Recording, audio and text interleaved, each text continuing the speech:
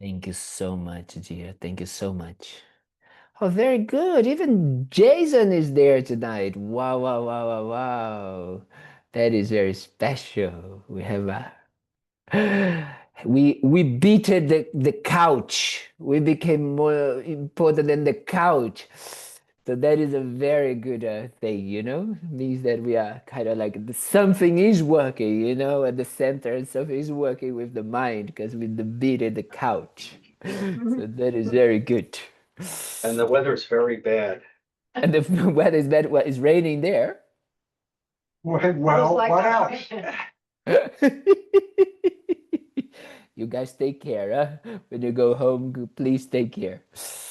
So let's start. Let's start. Once you guys decided to come here to like risk your lives for coming to the center, so let's make it sure it is beneficial. Let's make sure that Jason uses his time out of the couch in a beneficial way, so we make sure that we can kind of like to make it sure it is beneficial, we need to define what beneficial means, right? That is very important already. And beneficial in Buddhism, it's really easy, very easy. You already know. It's everything that actually helps us to decrease and eliminate our negative emotions, our negative habits or tendencies or karma, our negative intentions, and our wrong views. So that is beneficial for us in Buddhism. Why? Because these are the causes of our dissatisfaction, our suffering. Okay? So if we eliminate these things, no more suffering for us. But that is not enough in Buddhism. We are greedy, greedy people. Okay? So then what we want is also to be beneficial. It needs to also include a very important aspect, which is the development until perfection of our good qualities, of our love, of our compassion, of our wisdom. And perfection in Buddhism means to be completely unconditional and completely unlimited. Okay? So that is the idea. And in that way, beneficial also in that way means that once we do that, funny enough, we actually, the moment we eliminate all of these things, and the moment we perfect all of these things, we actually just come into harmony with our essence. That's the only thing we do. Does it make sense what I just said? Once we eliminate all our suffering and the causes of it, our wrong views, our negative tendencies, our negative habits, and once we perfect, means we become pure love, unconditional, unlimited love, compassion, wisdom. The only thing that actually we achieved is we became one with our pure essence. Yes? The nature of our minds. That's it. That's what we would say in Buddhism, right? We are just kind of like, that's very important. So that's what we kind of like, that's what we're doing here. We might not think, but it's actually that's what we're doing. Especially because you guys have a bad karma, so you need to come with, listen to blah blah blah with me. And you guys are ready, in a couple of weeks, you guys gonna receive your certificate of patience because you're being with 4 months listening to my blah blah blah. So you definitely deserve a certificate of patience. Jason is the first one. He's gonna receive the first one. So so you're gonna kind of like receive, because if you think about it, that's what we've been trying to slowly really get. And that's why we started these talks, right? To understand how we achieve those two aims. So that is why it is so important, so important in our minds and in our daily lives, that we keep that understanding that something to be beneficial, it doesn't mean that, is because we're going to enjoy the chocolate, is just because we want to have that, or because we're going to have money. That are just very mundane benefits that we can have, right? Here we are not talking about that. We are really talking about this core benefit of bringing like ways to accomplish these two aims. Okay? So that's why we do, our motivation, our intention needs to come from that understanding. Like that is the transformation. I said that a few times, but that is the transformation of our intention. Because nowadays our intentions are mainly going towards what I just said, which is, we are just looking for mundane benefit, you know? And then yes, we achieve, but we don't achieve these two things. We actually achieve some sort of pleasures and, everything seems very nice, but they go away. So that feeling of dissatisfaction, which is always there, even when we are like having what we think it is the pleasurable thing, like raisins for breakfast, it's still is like that feeling of like, but I don't want it to have to finish. That feeling of like, but they're so good, I don't want them to finish, because we know they're gonna finish. Therefore, there is already that feeling of dissatisfaction in ourselves. So our mundane benefits, they can only help us up to that level of giving a little bit of pleasure and, maybe diminishing or decreasing a little bit of the suffering, but they can never accomplish that final goal, right? That only the Dharma or the mind, the understanding how our minds work and understanding what we can accomplish with our minds, it's an inner path. That's the only thing that we can do only by that. Therefore, if you think about it, everything that we do comes from the intention, right? Everything that we say, everything that we do with our bodies comes from intention. Therefore, the intention is much more important, because we can even do our mundane things. However, because the intention is different, it will become then dharma, right? So that is the difference. So we, depending on the intention, whatever we're going to do externally, the mundane benefit, let's say like that, the external benefit that we might get will become then the causes for these two things to be accomplished: the elimination, complete elimination of the suffering, and the perfection of the qualities, depending on the intention. Does it make sense? Are we communicating? Yes? We are. We are. Yes. Okay, good. So that is important, because from that we kind of like start to really step and say, oh, okay, so I need to really clarify and be clear, as Lama Yeshe used to say, clear with our intention. And we need to realize that right now our intentions normally are not that clear with that objective, right? They are not thinking about this goal, right? I'm not thinking about this goal when I'm going to have pad thai. No, when I'm having pad thai, I'm just like, I want to feel my stomach, and I want to have the pleasure of this full stomach in this life right here and right now. I'm not even thinking about the future. I'm not even thinking after. I'm not just thinking about that. I'm just thinking about now having that pleasure, right? So that is why it's kind of like a difficult, but like really kind of like fulfilling path, because the more we do it, the more we actually receive, the more we engage, the more we actually have that experience of, oh, I can have pad thai, and I can have pad thai with intention, right? And therefore it becomes a totally different experience. So we can live our lives as it is in two very different ways, right?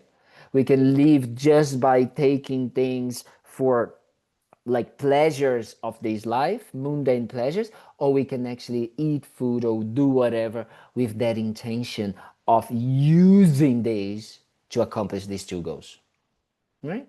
So, once I gave a talk about purpose, because someone asked me, one group asked me to talk about purpose, and I said, that is the purpose of Buddhism. The purpose of Buddhism is to accomplish our innate wish for happiness and our innate wish to be free from suffering. That's what it is. Right? And why we say, the Buddhists say, is an innate wish to be happy and not suffer? Well, just ask yourself how you woke up today. Did you woke up and say, oh, I hope I can suffer, I hope my day is horrible and all of that? No, right? Nobody. In everything that you do, you are actually looking for these two aims. Just observe. That's why I say Buddhism, is kind of like a science, because we are observing, Like, Jason came to the class because not because he wanted to suffer, because of course his couch is better. But if you think about it, he was still thinking, he wanting to find happiness and not suffer. That's it. Everybody, all of us, all of you, right? So that is the basics. So that is so important that we establish that. And then once we establish that, then we want to establish how we want to accomplish it, right? And that is exactly what we're doing. By understanding the mechanics and the way our minds work, so we can actually have the discernment, having the wisdom to accomplish that diminish, that decrease, the elimination of our sufferings and the causes of our sufferings, and the perfection of our qualities. That's what we are doing. Does it make sense? These kind of like pep talk that I'm doing here as an introduction, as a recap. Yes, sir. Yes? Yes, sir. Very good. So with that, we're gonna do prayers, because that it was the goal of this pep talk. How prayers help us. Even though Jesus like I should have stayed in the couch. And now I'm going to come here and do prayers and listen to this, read this prayer.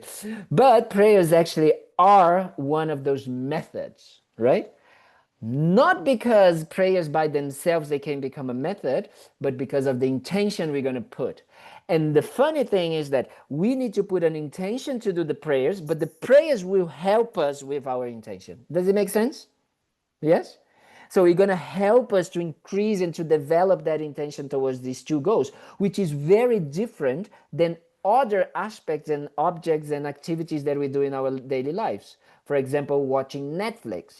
Sometimes when we're watching Netflix, if we put the intention, like as I said for you guys a couple of months ago almost, to watch that kind of like documentary. So you guys put the intention, oh, let me watch it so I can use it in order to think about like how life can be, how the continuity of the mind can work. So there was an intention, right? So then the way you were watching that became a source to also enhance that knowledge, that wisdom, right? But if you don't have that intention, you just watch it because you're distracted and you want to use, kind of like enhance your attachment or your boredness, becoming bored. Because you are bored. You don't want to be bored. Boredom? How do you say that? Boredom. Boredom. Yes. I invented something. I like it more. Boredomness. I like it, this one. So what happens is that what we do is that we actually start to use everything that we do in our mundane lives as a source to feed that intention. And then life becomes like more and more and more and more and more and more and more and more.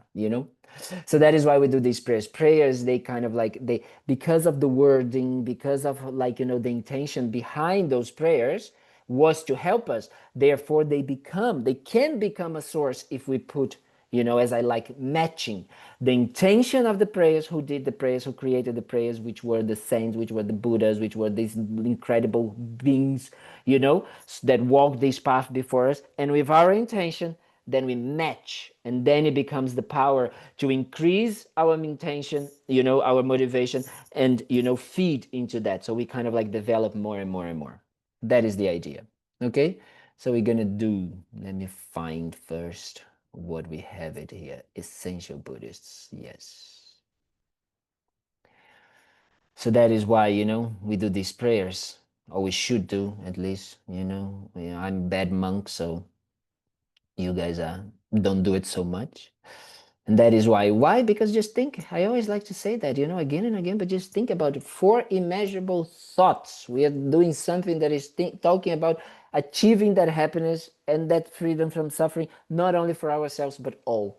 That already is. So because we are doing that, we're talking about, I want to achieve that happiness and I don't want to suffer. When we do that, not only we're doing that for ourselves, but how does it become like the real kind of like antidote for our minds, or the nurturing for our intention, is by saying, may all sentient beings. Because when I do that all, I'm decreasing my self-cherishing, decreasing my negative emotions, decreasing my wrong views that think that I am alone, that I'm independent, that I am the center of the universe and the only person that needs that, and I'm decreasing my attachment, right? That is very, very special. Think about it. Very special. If you think Everything is there, getting lighted by just reading these prayers. Okay? So we're going to do that. We're going to kind of like have that intention, create that real intention to use our times wisely and beneficial in a beneficial way. Remembering what benefit means, you already know now. Okay? So in order to do that, we can kind of like just really settle that intention, not only for ourselves, because everybody's wanting to be happy and not suffer. Even Jason, he also wants to be happy and not suffer. So we want all sentient beings to achieve that. So we're going to do this prayer so we can eventually not only pray, but accomplish it. Okay? So that's what we're going to do. So with that in mind, we can do the prayers together. May all sentient beings have happiness and the causes of happiness. May all sentient beings be free from suffering and the causes of suffering. May all sentient beings be inseparable from the happiness that is free from suffering. May all sentient beings abide in equanimity, free from attachment for friends and hatred for enemies. And we're gonna do then, after we creating that strong wish, we're gonna actually develop, it's like I want to accomplish this. How do I do that? I need to become a Buddha. So that why for me to become a Buddha, I need to take refuge, let's say. I need to kind of like receive, the guidance. I need to kind of like receive the inspiration of a Buddha. Because if I don't know what a Buddha is, or if I don't have the understanding of a Buddha, how can I become a Buddha, right? If someone that is not a Buddha is not there too. So that's why I take refuge in the Buddha. And the Buddha teaches the Dharma, which is the tools, the methods, the way that we kind of like accomplish that, that like to become ourselves a Buddha so we can accomplish the four immeasurables that we just said. And then we need support because we are social beings. We are not like, alone, so we need this assembly as helpers for us. Okay. So let's have that in mind. And for those that are, they're a little bit more Buddhist, they can kind of like visualize their teachers in front of them so they can even have more kind of like encouragement, more inspiration. And they are looking at you. You can see the Buddha if you want, visualize the Buddha, And the Buddhas, they're all made of golden light. And all those lights is kind of like, really touching you as a way to inspire you so you can accomplish your benefit, the benefit of eliminating your suffering and cause of suffering and perfecting your good qualities. So that's what we're going to do. And then we can visualize around us, behind us as a support, all our friends, family, dear ones. And in front of us, all of those difficult people as a way to remind ourselves to accomplish, accomplish our good qualities to all sentient beings, to help all of them. And then surrounding us, all of the people that we don't know, strangers, but not only people, animals, all types of beings, everybody here. That helps us very much. So we do that prayer now with that intention, okay? I go for refuge until I'm enlightened to the Buddha, the Dharma, and the Supreme Assembly. By the merits I create through listening to the Dharma, may I become a Buddha in order to benefit all sentient beings. I go for refuge until I'm enlightened to the Buddha, the Dharma, and the Supreme Assembly. By the merits I create through listening to the Dharma, may I become a Buddha in order to benefit all sentient beings. I go for refuge until I'm enlightened to the Buddha, the Dharma, and the Supreme Assembly. By the merits I create through listening to the Dharma, may I become a Buddha in order to benefit all sentient beings. So now that we established that, really established and nourished our intention, let's continue with what we were discussing last week. Do you guys remember what we were discussing last week about suffering? Some sort of suffering we were talking about? I can't hear. I can't hear you, Jack. 8 types of Deb knows. Come Deb on, knows. Dab knows. Dab Deb knows. knows. Deb is the only one, kind of like, oh no, now I know Sharon and, well, Bob is always taking notes, but I think Bob kind of like tries to transcribe everything. So he's kind of like, he has too many notes. Deb, what do we have? What we talked about last week? 3 types of suffering. 3 types of suffering. Yes. Very good. Very, very good. The Very good. more That was like, selfish. sorry? I was gonna say, the more selfish we are, the more suffering we create for ourselves. Yes, I love it. This quote, very good. Don't know who said that, but it's very good. I like it. So it's very, very good because that's the essence, and that's why you were talking about the suffering, especially in relation to we talk about the suffering of suffering. The suffering of like just being hungry or kind of like having all the types of like headaches and all of these sufferings that we have, or suffering of illness, of being sick and all of that we know quite well. And then we talk about the suffering of change, which is quite difficult because the suffering of change right now equals to, in our minds, happiness, right? It's like the moment that I can have what I want, I assume that I'm happy. However, if we actually observe, what happens is that we get what we want, but what we want goes away after, finishes, right? Therefore, it transforms itself in that wish for wanting again. No? I want again. I want more. So it's always kind of like starting one thing and stopping one thing and starting another type of suffering. That's what it is. Oh, I'm cold, so I go to the sun. Oh, that's amazing. And then, it becomes too hot.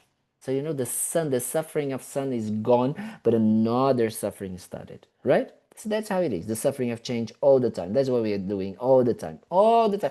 And we think that when we got that release from the first suffering, happy, you'll be amazing, gone. However, we forget that in a couple of minutes, next suffering will come, right? Because we just created the cause for it. Because we went to the sun, so we became too hot. And then we went out, we became too cold. And like that, we go again and again and again. So the suffering of change. But then we talk about the all-pervading type of suffering, the suffering that is everywhere, right? It's always there. And that is because it is experienced by what we call the aggregates. Remember we talked about the 5 aggregates? Yes? You guys remember that? So the 5 aggregates is, we talked about it, which is at the basis of our kind of like possibility of suffering. We have a body and we have a mind, and this mind has different, let's say, divisions, we can call it like this, and this mind is contaminated, is tainted. Contaminated is it's a good word, we use it, blah blah blah, but it's tainted. Yes, tainted, tainted, that's the word. Yes, tainted. Yeah. That is what it is, right? So it's tainted. So that is very important for us to understand. So then we start to understand that it doesn't matter where we are. It doesn't matter if we are the richest person on the planet, if we are the poorest person on the planet, we will suffer if we are under the influence, if our aggregates are under the influence of the causes for it to suffer, right?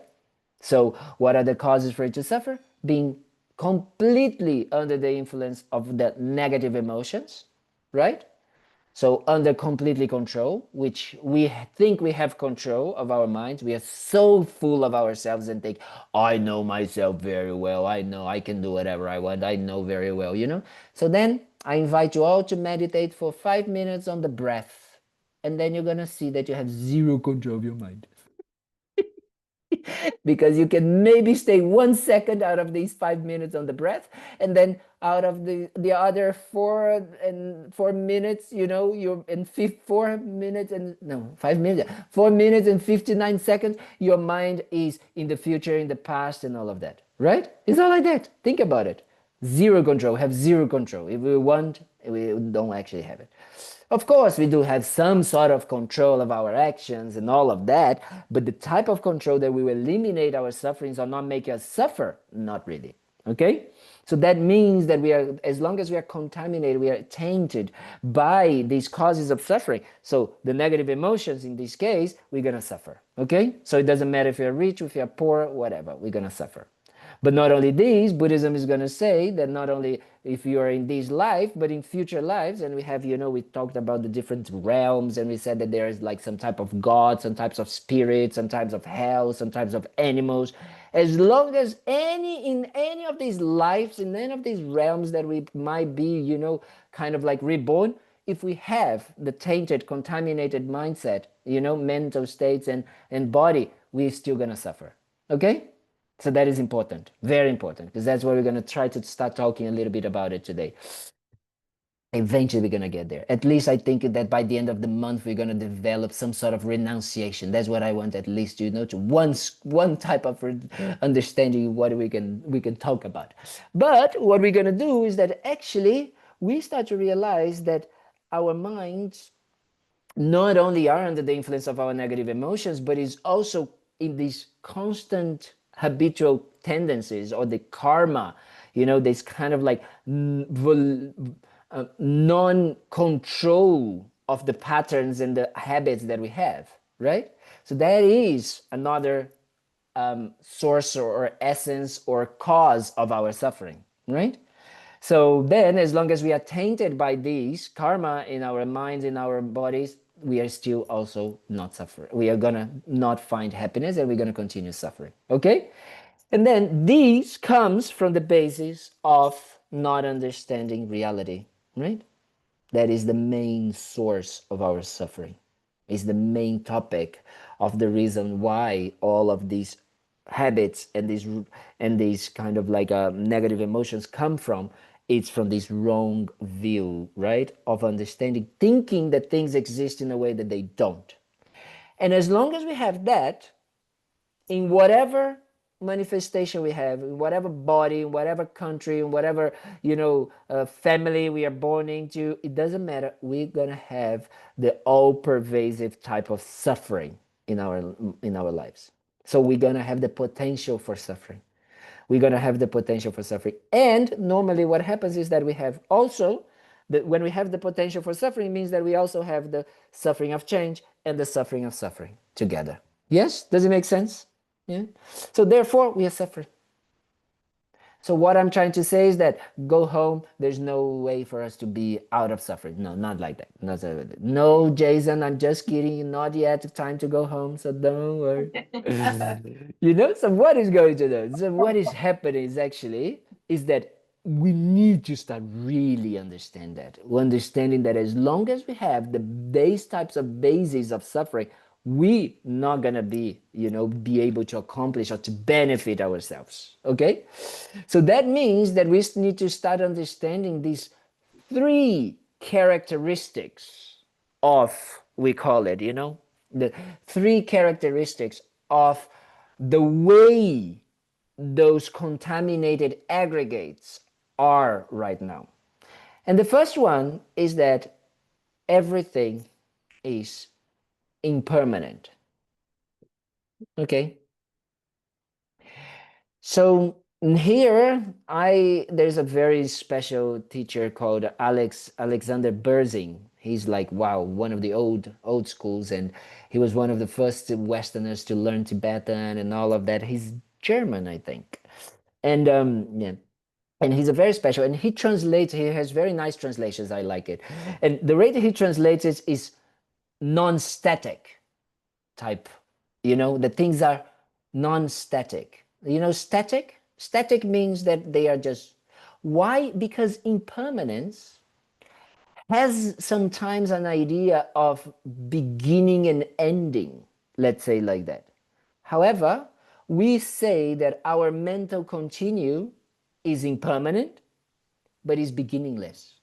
So therefore, it might look that there is a contradiction there, right? So that is why it's good to say that it is beginningless, but is non-static. Then it becomes easier to understand. Does it make it easier for you guys? I think it does use it kind of like it helps, because non-static means that is ever changing, right? And that is actually the idea. It's always changing, right? It's always changing all the time. So non-static, it means that is like it's not just like stopped in a certain way. It's not frozen, in a certain way. It's constantly changing. But it can be beginningless. Yes? Does it make sense? Is it sort of clear? Do you have a Yes. question? No. Julie. Julie, yes, I was going to say Julie, Juice. I was going to say Julie. Juice, and then I say Julie. Yeah. No question. But that is important because then we start to understand that as long as we understand that everything in the world, everything in our lives, everything from all of our body and our minds, they are in the nature of non-static, that means that this is the nature of it. If we see that, we can start to understand that they are in that way, they are like that. This is how they are. It's one of their characteristics. So this will start helping us to do what? To start breaking those wrong views that are tainting, is that a word? Yeah. Tainting our minds to make us suffer. Yes? Does it make sense what I'm saying? So understanding these characteristics, yes, Bob, just a sec. Understanding those characteristics is unmuted. I can hear you already. So it's like leave it unmuted, Jack. Yes, because we can have a conversation. So understanding these characteristics helps us to do what? To uncover or yeah, uncover is a very good word, but it's like take out those kind of like wrong views that are not allowing or that are allowing us to find happiness, but also making us to suffer, right? So, for example, that idea of non-static or impermanence, because right now we don't see things like that. We don't, right? That is the real thing. We don't see things in an impermanent way.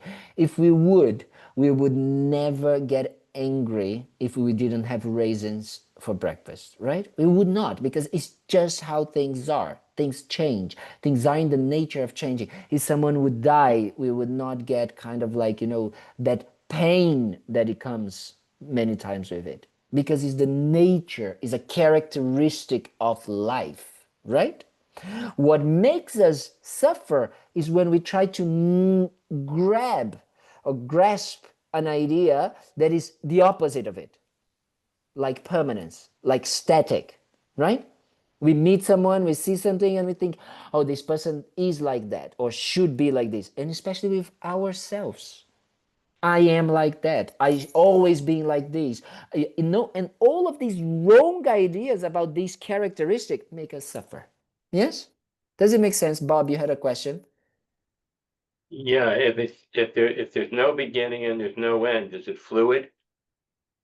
You can say yes, non-static, it could be fluid, right? In that way. Right? It's the most important of understanding that there's no beginning of no end. But it is momentarily changing. Things are changing moment by moment.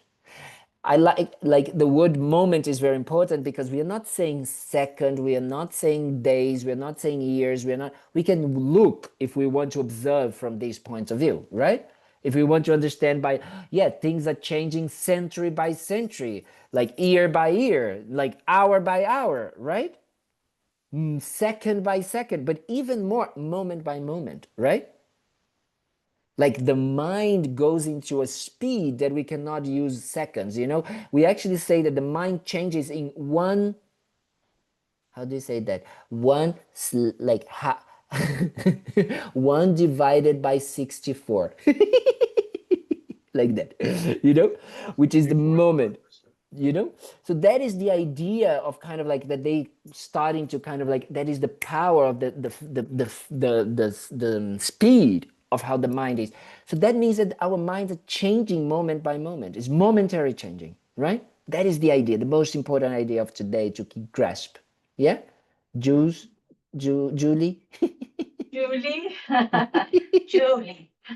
Julie, any question or no?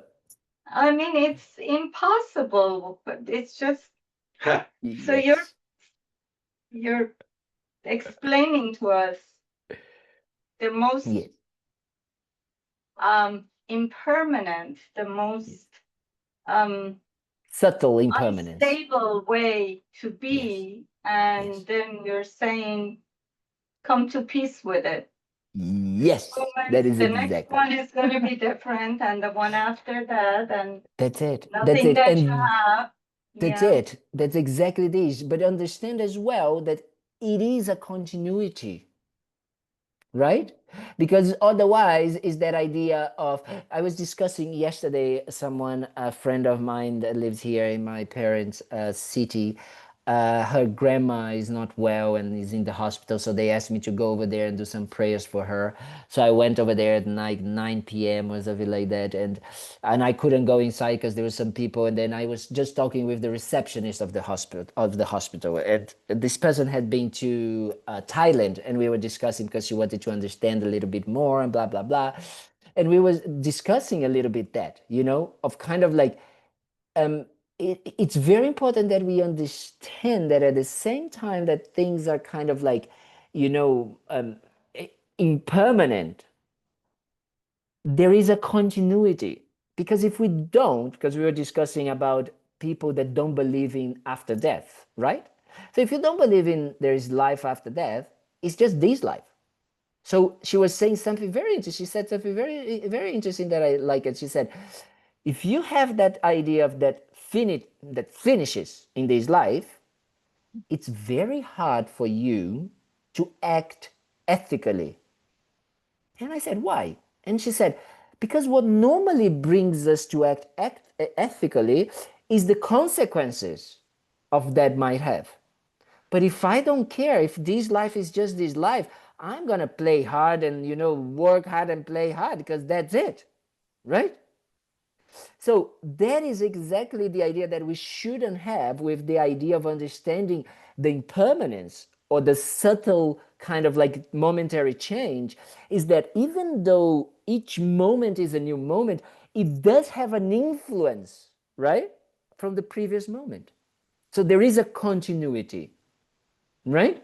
That is important, so we don't go into this extreme of like, then, oh, I'm a new person now, oh, I'm a new person now, I'm a new person now. It's not like that, right? Otherwise you go to like a kind of like to a psychiatric hospital or something like that, right? It's kind of like, but that idea that yes, each moment we do have, we can develop the freedom to use that moment in a beneficial way or not. However, the reason why we don't is because the conditions that are influencing the next moment are not helping us for that, because we are kind of like coming with our patterns, with our negative emotions, with these wrong views. Does it make sense what I'm trying to explain? I don't want to go too much into details, but I also want you guys to understand the importance of it, and in an intelligent, like in a way that is useful for ourselves, right? So that is why it's important that we understand that, yes, like the question from Bob was very good. Yes, it's a continuity, right? So it's like beginningless, but yes, there is a flow, there is a continuity. So whatever we are like kind of like doing in the present moment right now, it's going to influence the next moment, right? Because things exist out of causes and conditions. So the present moment is the cause for the experience of the result of the next moment, right? And the present moment at the same time is also the result of the previous moment. Yes?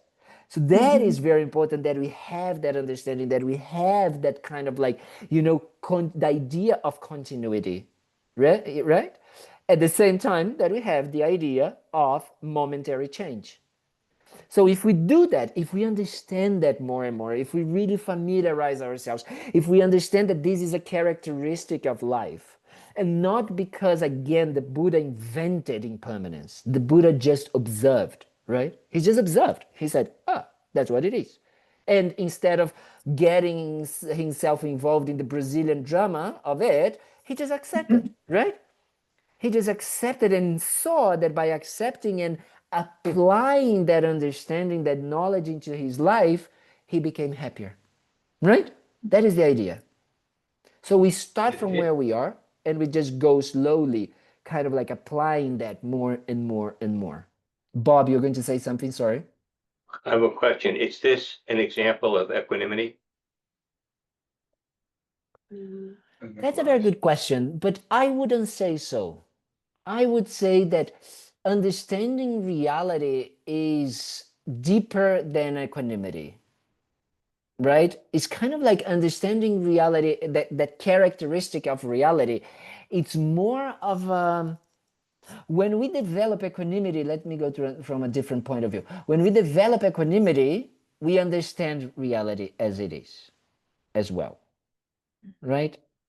But when we develop that reality, that understanding of reality, there's no need for equanimity because things just are in that way. So that I think it is a little bit what I would say. It's like the moment we understand that things are momentary changing, it's not that this is equanimity or not, this is just how they are. Yes, it's just how they are. So I don't know. I don't know if that makes sense. I need to think about Makes it. total sense. That makes total sense. Because that I think it's more like this.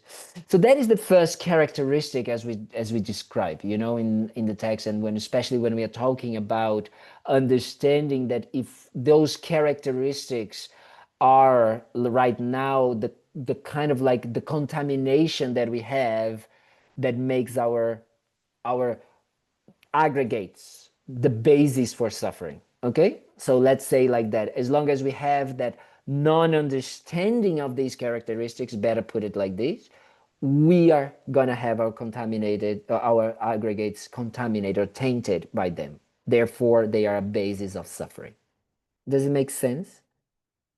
I know today I'm a little bit tired, so I can know that I'm a bit confused, because maybe I just didn't drink too much water today. So we're gonna do some of this. So the second characteristic is, how can I put it that it becomes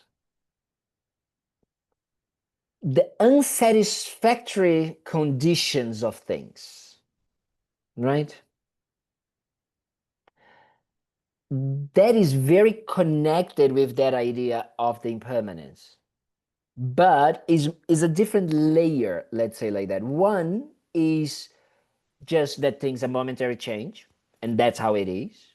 But because they finish, because they in a way like finishing that momentary changing, remember that, because I was like the mental continue doesn't finish, right? So it's not in that way of finishing, but because they have that sense of never right now, the way we are experiencing it, of unsatisfactory, they cause that situation of dissatisfaction, of or never being satisfying, right?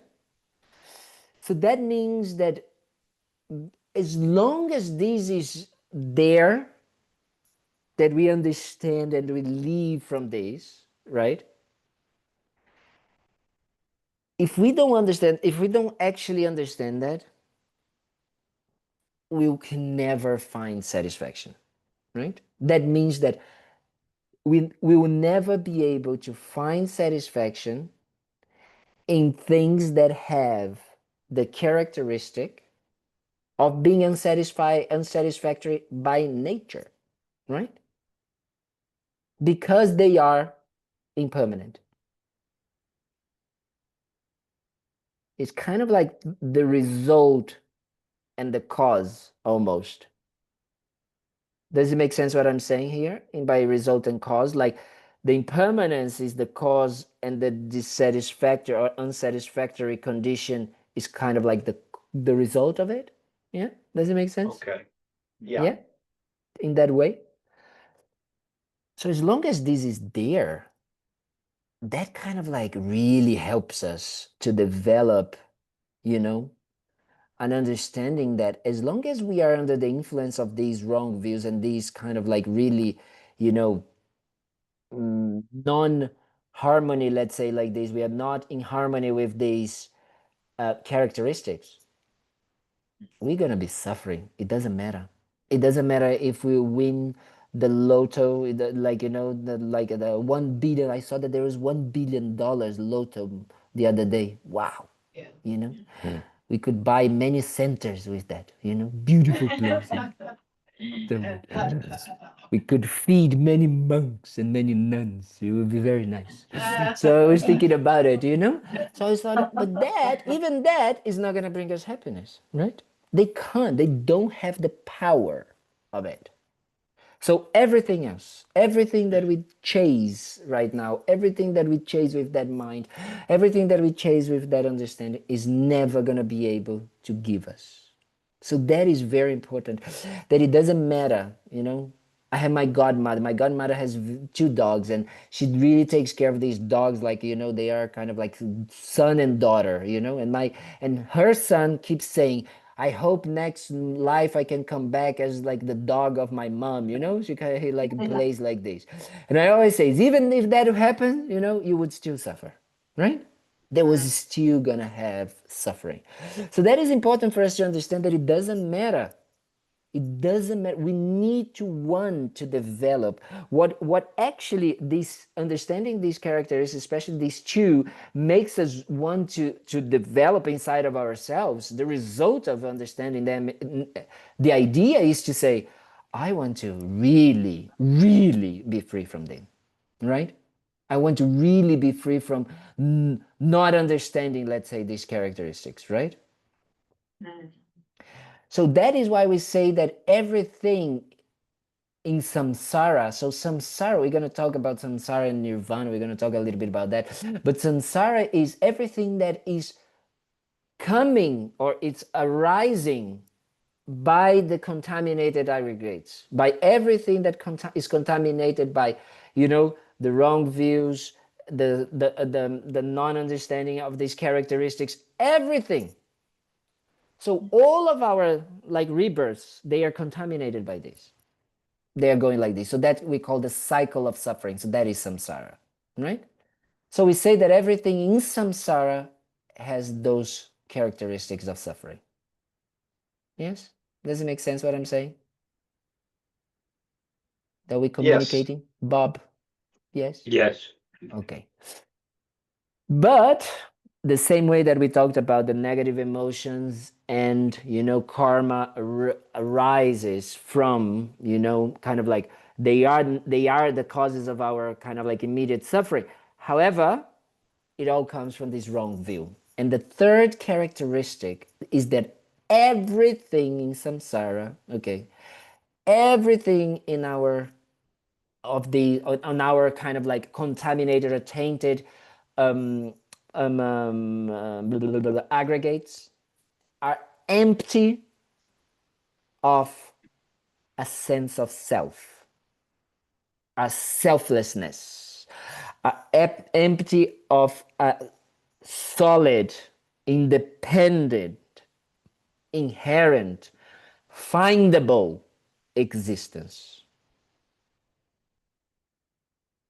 Can you repeat? Yes. The main kind of like characteristic that we don't understand and that contaminates and makes us suffer is, you know, is that everything, you know, to us right now, well, the characteristic is that everything is empty of having an independent, solid, inherent, findable existence or sense of self.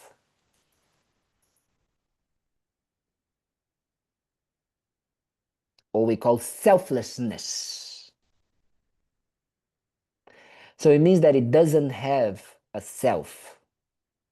So it doesn't have a self doesn't mean, because now you're saying, Kalden, what are you talking about? Like, I am here, like I have a self, you know, I'm here.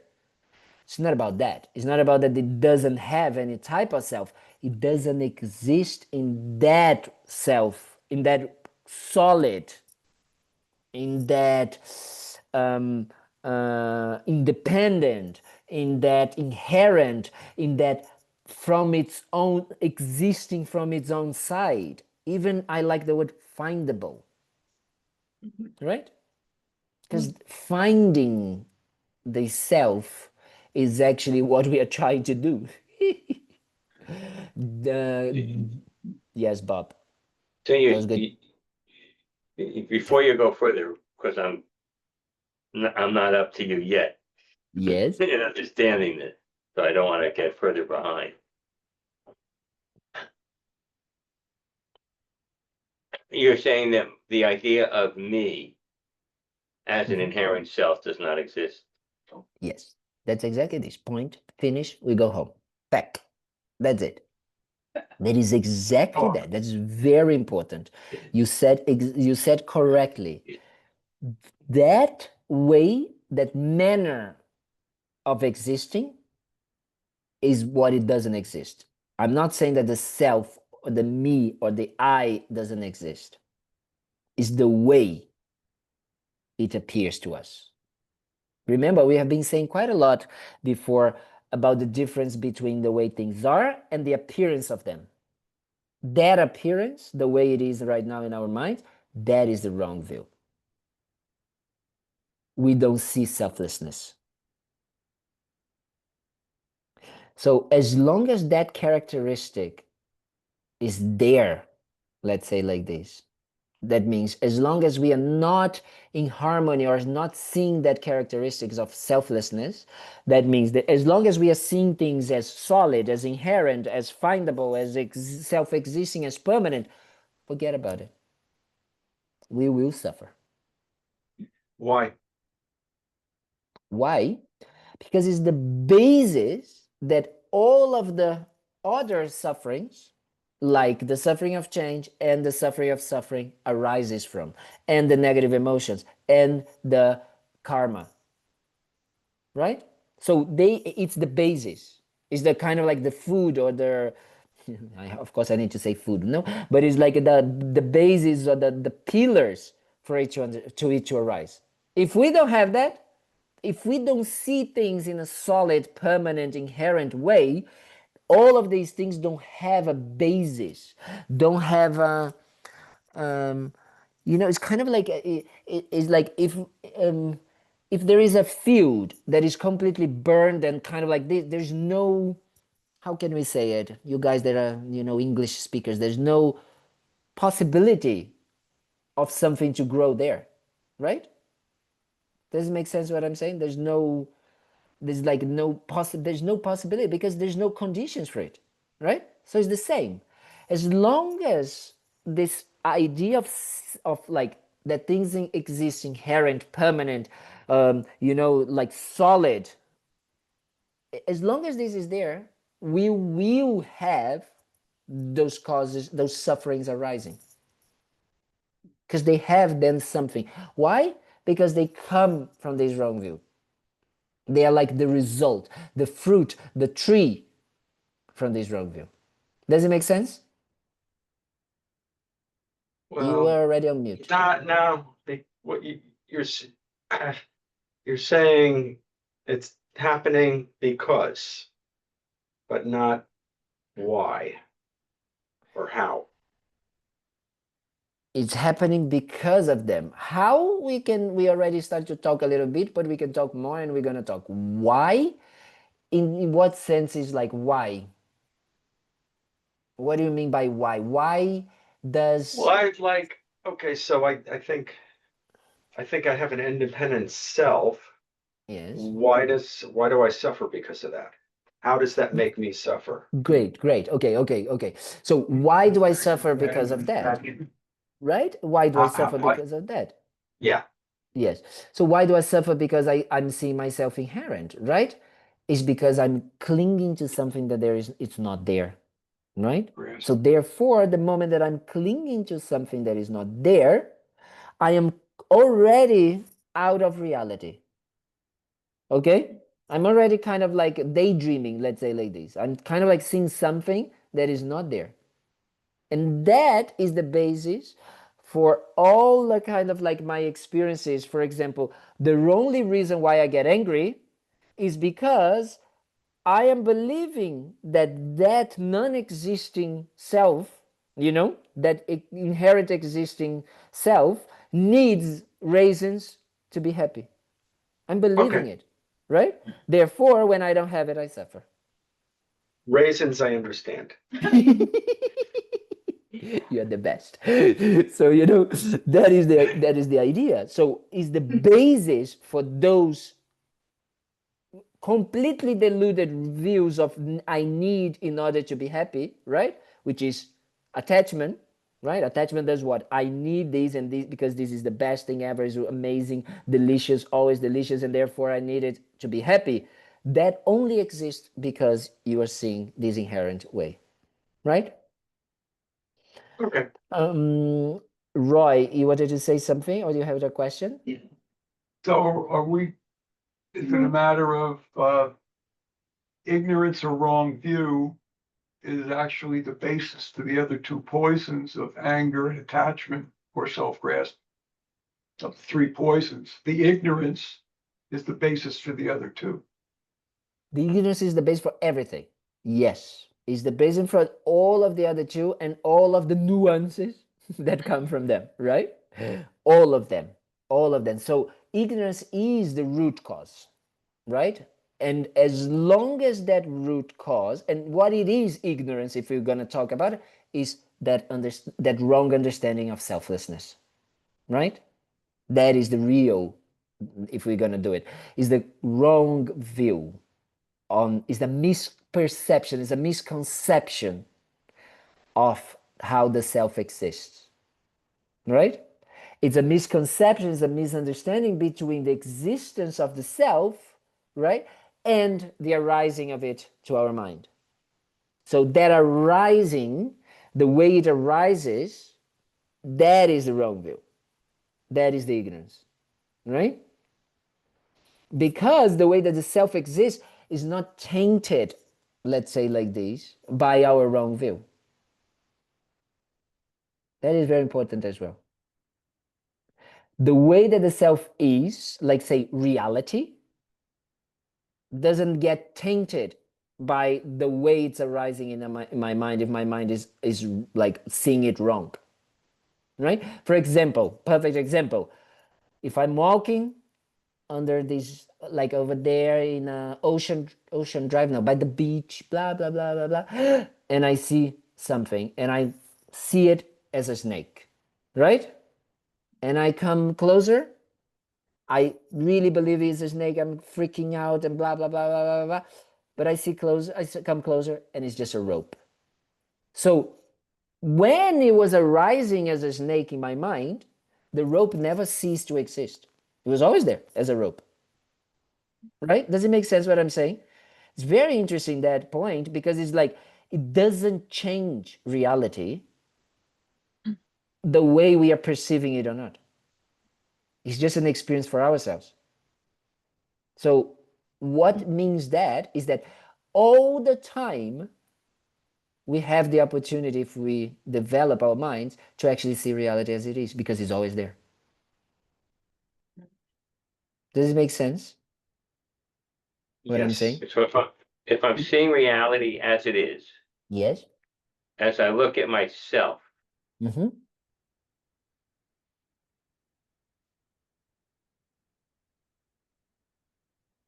See yourself. then I'm recognizing that every thought that I have is ignorance. That every thought that I have is? Ignorance. Because every thought is an arising of me. I'm not debating, I'm asking. No, be careful just to say ignorance, because it's not in it's in that sense of selflessness, right? It's The word selflessness, we're having a lot of trouble with understanding that word. okay. So so it is, it's wrong in the sense, or is ignorance in the sense of appearing a self-existing self. That Right. is wrong. that is contaminated. Every thought we have right now, Because we're all dependent. because we are all dependent. You know, everything is dependently arising. It's arising because of cause and conditions and being merely labeled by our minds. Just that. That doesn't make it something else appears. That's why I like the word findable. That doesn't make us find a self. Right? Because these dependent arising causes are non-static. Right? Moment to moment. Moment by moment. And due to many causes and conditions that are also momentary changing, non-static. So it's just a bunch of non-static things coming together and creating results, but these results are also momentary changing things all the time. So there's never a moment in time that they are not changing. Therefore, there's nothing to be found inherent. Does it make sense what I'm saying? It's very profound, but it's very special because the moment we start to understand that, there's never, you know, there's a book called the Dhammapada, which is like this, the discourses of the Buddha, and there was a translation. They have many translations, you know, one of those kind of like it was, they call like the, yeah, I think they are called the speeches of the Buddha or something like that, you know. But and there's something, one of these that has an introduction, and they say something like that. The way that they translate it is that we are simply bare phenomena rolling on. And that is extremely, extremely powerful if we want to. That doesn't mean that we don't have any choice. That doesn't mean that we don't have any kind of like possibility. Quite the opposite. If it is just like, you know, conditional, the more, I think that the way that I would like to have translated would be, we are condition or causal phenomena, cause and conditions phenomena, right? Because that's what it are. That's what it are. We are causal phenomena, means we are coming from causes and conditions. Therefore, because things are in the nature of causes and conditions, they can be changed. If they were not, they could never be changed. Which means don't be attached. More than that. More than just don't be attached. Just don't be attached is the beginning, right? It's kind of like, yes, don't be attached because things are momentary change. But it's understanding that things don't have this sense of self, inherent, self-existent, findable self, right? And not only us, others, everything appears to us as having a sense of self, you know? That is exactly the kind of like the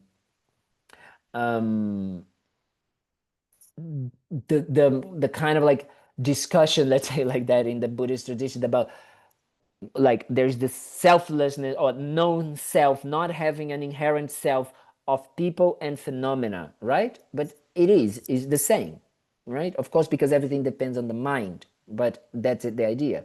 Everything that is I or mine or I and others, everything appears for ourselves right now as having a permanent, solid, findable, inherent self. That is the main point that we need to understand. And as long as things are in that, there is no freedom from suffering. Wow. So can I ask you something? Yes, I love it. I'm loving you guys today. You guys are engaging so much. Yes, Okay, dear Sharon. okay. So take a peach, and I'm looking at this peach, and I say, "Oh wow, it's so juicy, and it's going to satisfy my hunger." So I'm going to Yes. take a bite of it, Yes. and it's going to satisfy me for a while. But Yes. there's no there. Oh, where was I going with this? It really No, you're doing great. Go, got go, go, something in go. my mind.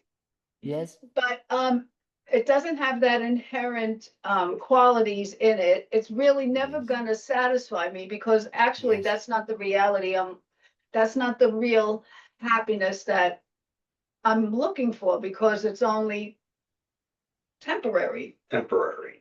Yeah, well, definitely, that very good, Sharon, very good. And just one thing that I really want to say is that what you just did, and you said, and when I was going with this is exactly how it goes, right? Even us nowadays, after 15 years of listening to this and studying this, it's something that is extremely profound and deep, and it goes and takes time for us to actually establish that because it's going exactly against our normal way of thinking, right? So That's it. do just continue like that, just that's exactly the inquiring mind that we need to have. Just like, wait a minute, but what does it mean? And so it's exactly like part of what you're saying is perfect, right? Because it's exactly like this. Like the peach in itself doesn't have the juiciness that is appearing, as permanent as from its own side, or all of that. Why? Because if everybody in the universe would have to experience that, and there's probably some crazy person that was going to say, wow, this is disgusting, right?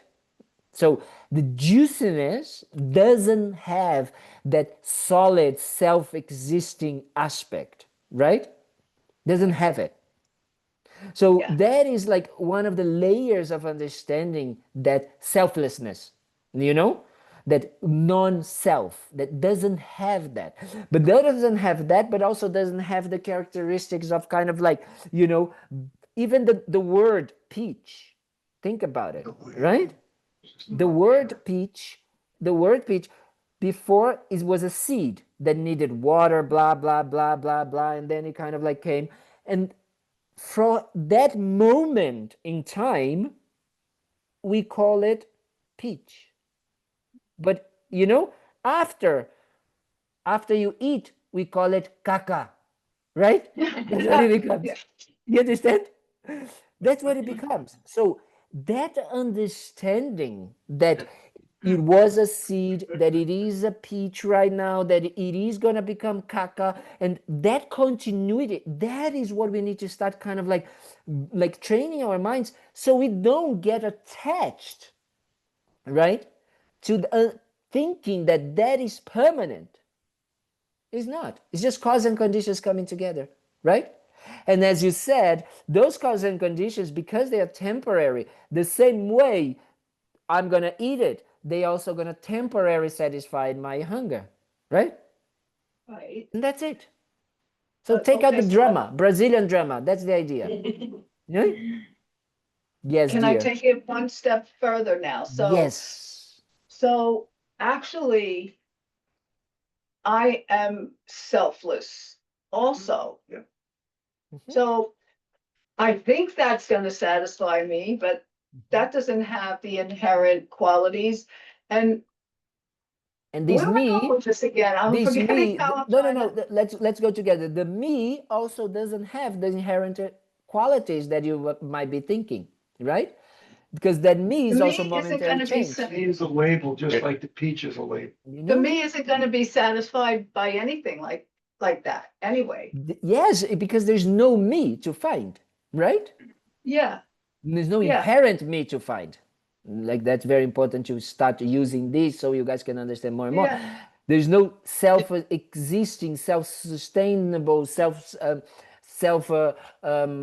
autonomous type of self, which is exactly how it feels to us, our experience, right? It Right. feels. That's why we are so independent. That's why we go to wars. That's why we have problems, because there is this strong idea that there is an inherent, independent, self-sustainable, self-sufficient me. And I need to protect. And this me has certain characteristics, certain wishes, certain wants, and blah, blah, blah, blah, blah. All like that, right?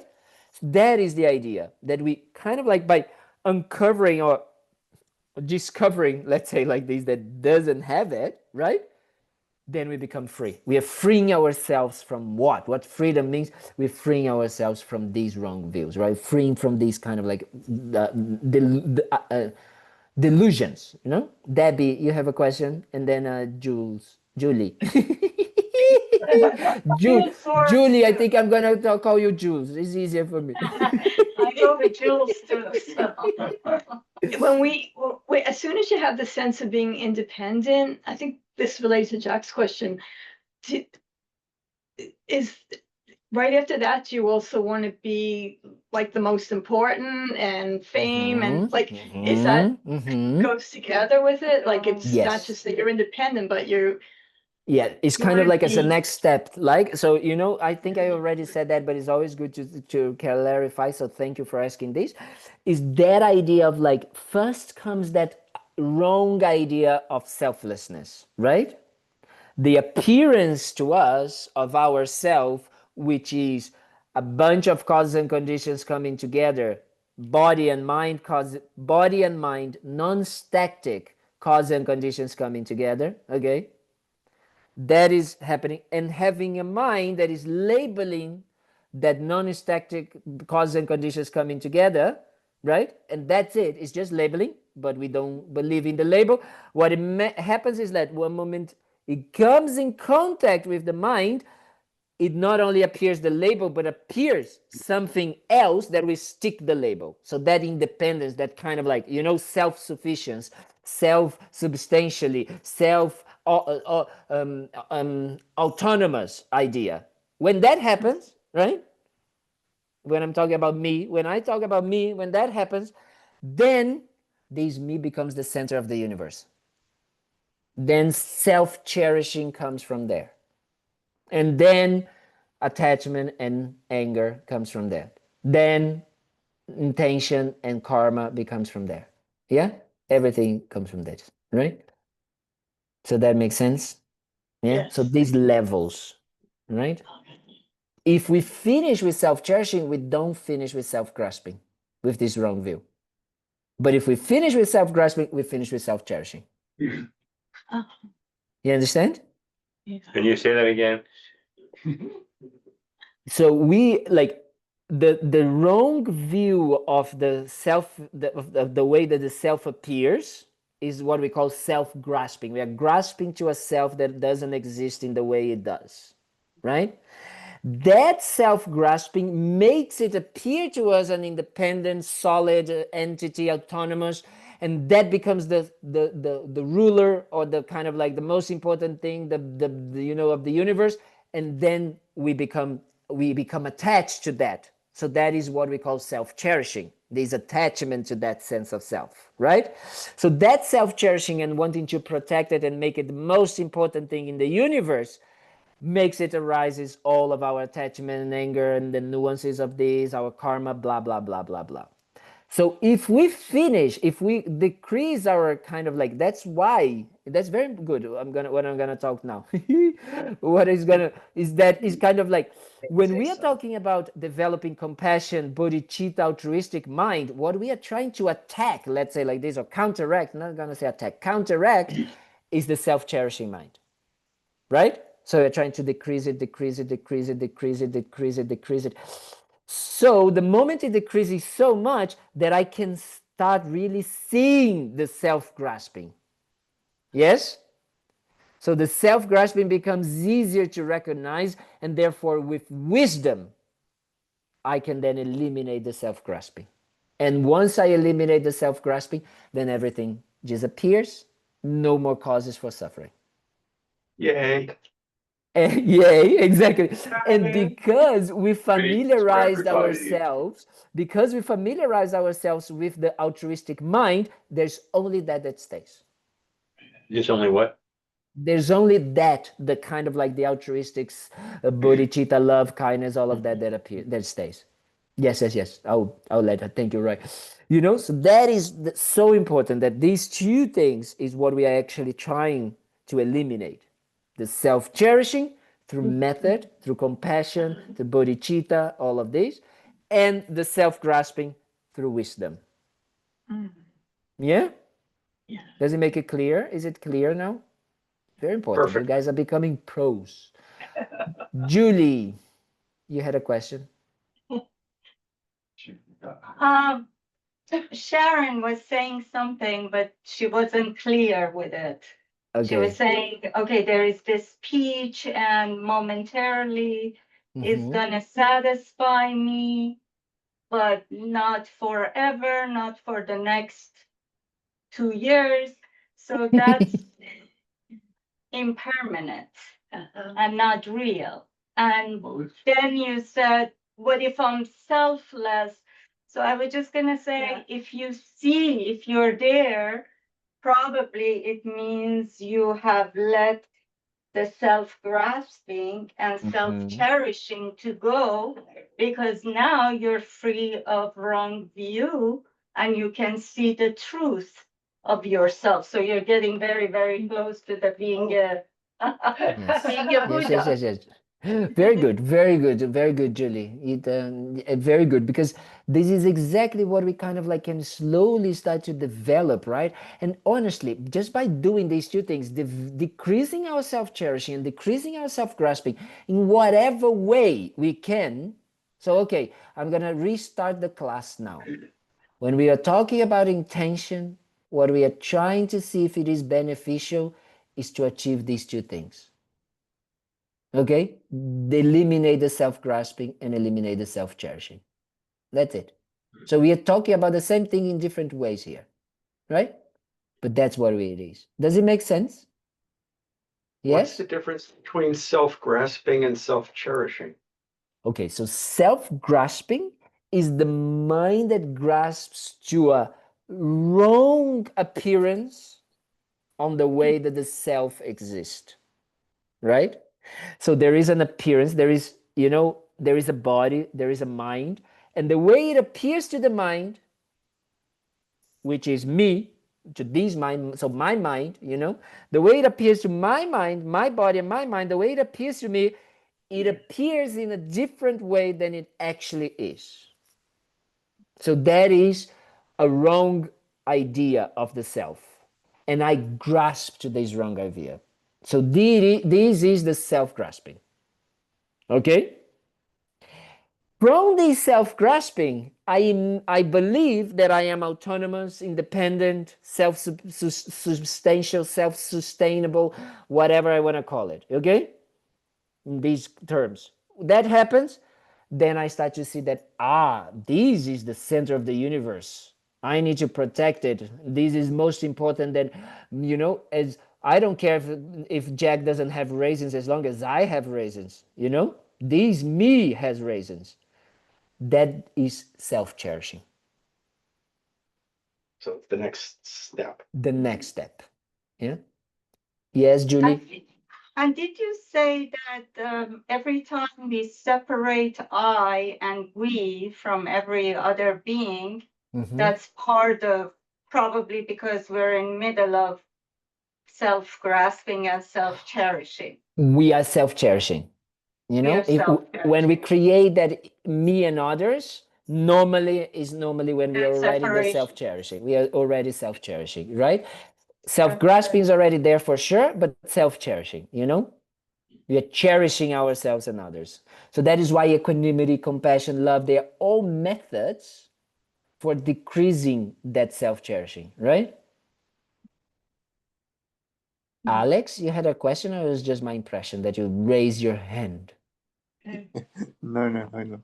Just putting attention. Yeah, just attention. Okay. So I don't know. Does it make sense that these three characteristics, as long as they are there, in the sense of, as long as we don't understand these three characteristics, let me put it right, because I'm just putting wrong. I'm just making your minds crazy, but like, as long as we are wrongly seeing these three characteristics, as long as we are not understanding these three characteristics, we will have the basis for suffering. We will suffer more than we have the basis that we will suffer. Okay? So therefore, we need to get out of this class saying, I want to get rid of this. I want to be free from suffering. That's what we want. Right? By understanding it. Okay? Yes, Julie? Can you just name the three that we talked about it for more than an hour, but so for example, I don't know, Impermanence. what do you call the number 3? Impermanence, unsatisfactory conditions. So let's say impermanence or non-static, impermanent and unsatisfactory conditions or unsatisfaction or whatever, and absence of self, empty of wait, I don't want to see absence of self because it means that maybe things that we don't have a self. So empty of a wrong idea of the self, you know, of an impossible idea of the self to exist, something like this, you know. So these are the true, in some ways, it's characteristics of reality in some ways, right? That's what we're discussing.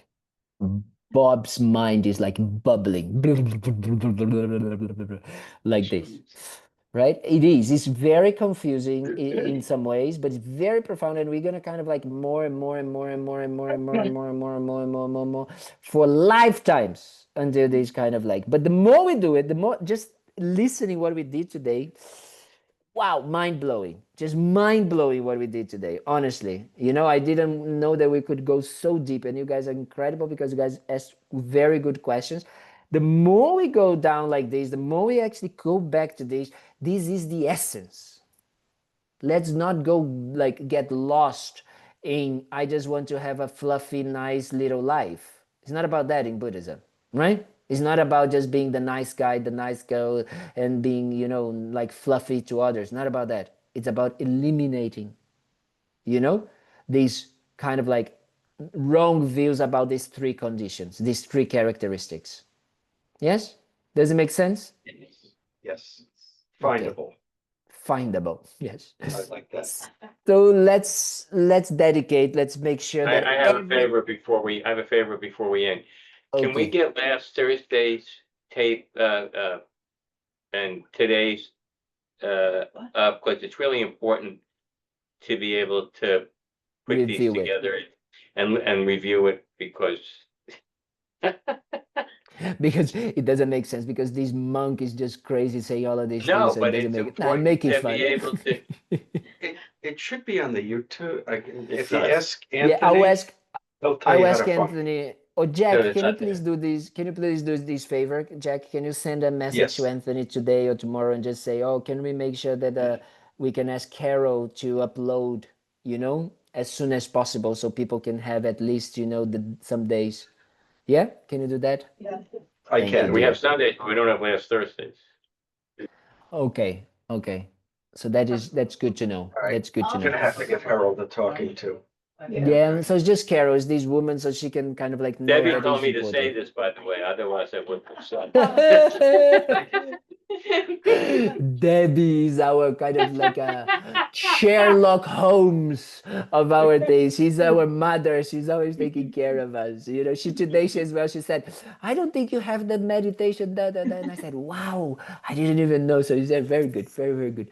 I definitely want her on my team, you know? I want her on my team." So that is very, very good. So we're just gonna like take a moment to dedicate, really, really kind of like find and rejoice in what we've done today and what we talked and what we asked and the way we engaged and the way we kind of like, you know, kind of like created those imprints, those seeds in our minds for going, you know, more and more and more and more towards, you know, understanding these characteristics and getting rid of these wrong views. Very important. So, you know, so we kind of like dedicate that we not only want to be able to kind of like understand it intellectually, but able to live with that understanding, right? That is the most important. And therefore, we are able to be really not only stop harming others from our actions right now, but we are able to help them achieve that same understanding, and therefore they can also be free from suffering. Okay? And the causes of suffering. So that becomes our aim in life. It's not only about ourselves, but become bigger than us. So that gives us more strength and energy and dedication. Okay?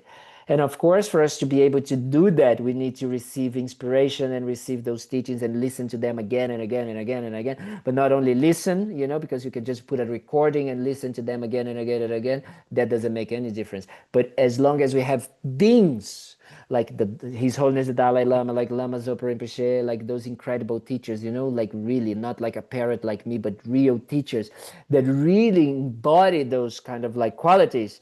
Therefore, we believe it is possible. And the moment we believe it is possible, we want to accomplish ourselves. So this gives even more what we call blessings. Blessings means encouragement, means, kind of like, oh yes, I can do it. So I'm going to want to do it. So that's what blessings means. So that's what we want to have it. So we really ask for all our teachers to live a long and healthy life so they can live until 100 and 200,000 years. So, they can kind of like continue guiding us. And also for those that passed away, like Lama Zopa Rinpoche, to come back and continue guiding us again and again and again and again and again, but not only guiding with the words, but guiding with the actions. Very important, making us believe it's possible. And of course, we dedicate for all the harm, all the suffering, all the problems, all the wars, all the sickness, all the poverty, all the hunger that exists right now in the world, which comes from these wrong views. Think about it. Everything comes from this non-understanding these three characteristics, right? Everything comes from this. So all the suffering may be eliminated by us eliminating in our own mind mental continue and helping others to eliminating their mental continue. Okay? And therefore, if we eliminate of all mental continues, all outside problems subdue, disappear. No problems anymore. Okay? So we dedicate for that, and especially we dedicate for places like Thubten Kalden to continue, existing and being a space where we can go and talk and discuss and all of that. So, and to continue, being a place for that in these very difficult times that we have. So thank you, all of you, for being there, especially people that went to the center. I'm so grateful for you guys to be there together. It's very inspiring to me to see you guys talking and interacting and all of that. And all of you online as well, of course, it's so good to see it. So thank you for that. Okay? I see you Thank you, tomorrow Venerable Kalden. morning. Thank you. Thank you, Thank you, Thank Kalden. Thank you, everybody. Thank Bye. Thank you. Good Bye. night. Bye. By the way, I want Bye, to say, Alex. it's my National Day, and You said that you gotta go to